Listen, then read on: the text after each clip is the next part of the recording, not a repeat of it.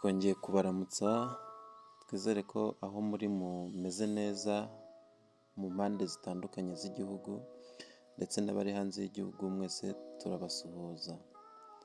Tubahaye ikaze rero kuri uyu muyoboro wa YouTube channel Ishimwe Official, tukaba tugiye kubagezaho amakuru aribanda kuri M23 n'inama yari ifite muri Angola. Ariko mbere y'uko dutangira turabanza twabasaba gutanga umusanzu wa subscribe, share and comment, mukibuka no gukanda ku kazogera kugira amakuru meza kandi yizewe ajye abagereraho ku gihe. Tutabatindiye rero twabamenyesha ko i Rwanda muri Angola ariho hateganyijwe kubera ibiganiro bya M23 na Repubulika Iharanira Demokarasi ya Congo, aho hari hateganyijwe kuganira ku kibazo kijyanye n'umutekano ku mpande zombi.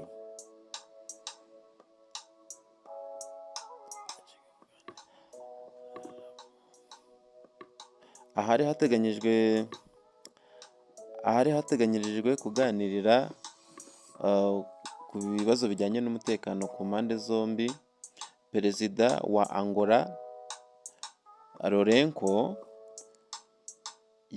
yari yasabye impande zombi ko zaba zitanze umutekano, zikaba zahagaritse ibijyanye n'imirwano mbere y'uko inama iba, kuko nuko atari ko byaje kurangira, kuko mu majyepfo ya Kivu n'amajyaruguru ya Kivu humvikanye imirwano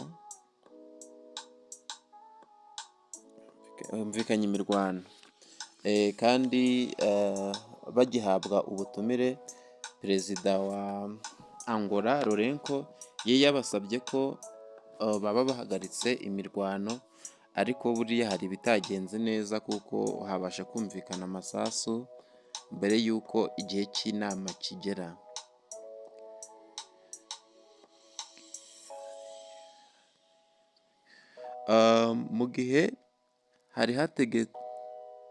Mu gihe hategetswe ko ibiganiro ku mpande zombi bizarangira, mu gihe hari hateganyijwe ko ibiganiro mu mpande zombi bizarangira habonetsemo igisubizo,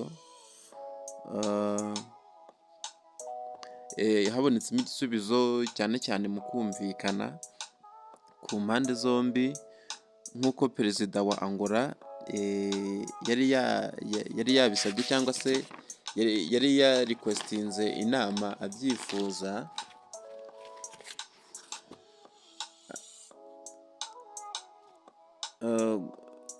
Mu gitondo cyo kuwa 18 Werurwe, M23 yasohoye itangazo ivuga ko itabasha kuboneka mu nama nk'uko byari biteganyijwe. Ivuga ko yagize impamvu zitunguranye, nubwo ntawe ubizi neza, bikaba byarangiye inama yari iteganyijwe kubera muri Angola itabaye bitewe n'uko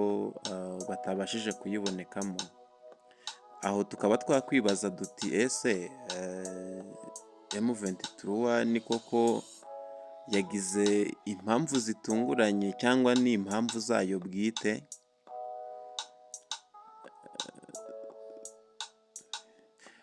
Hagati aho tukaba twanabibutsa ko kuva ino mirwano yatangira, urugamba rukomeye irwana, murabizi yatangiriye mu gace ka Goma muri iriya ntara y'Iburasirazuba bwa Congo, ifata Goma irazamuka ifata Bukavu, ubu ngubu ikaba ishinze ibirindiro hariya muri Bukavu, aho iri kugenda ifata uduce tumwe na tumwe dutandukanye two mu gace ka Bukavu ariko turebye imijyi iri meyine ibiri twafata ko ariyo mijyi ikomeye ihatse iriya ntara y'iburasirazuba bwa Kongo, ari Goma, ari Bukavu,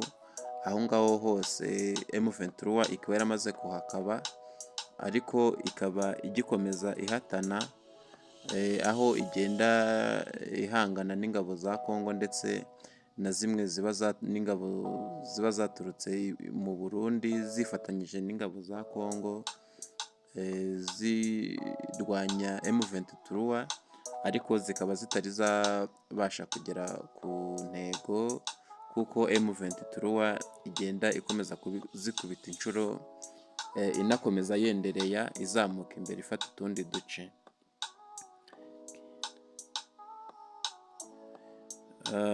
Tukaba turakomeza gushaka amakuru agezweho,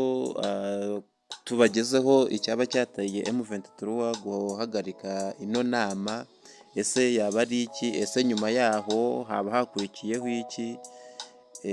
ntuza Kongo cyangwa se M23 cyangwa se perezida wa Lourenco wa Angola baba bagize iyihe reaction bakimara kubona ko ibyo bari biteze mu masaha y'igicamunsi cya tariki 18 z'uku kwa gatatu byaba bitabashije kujya mu bikorwa. Murakoze cyane, nakagaruka. Mwari kumwe nanjye Ishimwe Samuel wabagezagaho amakuru y'ibyabereye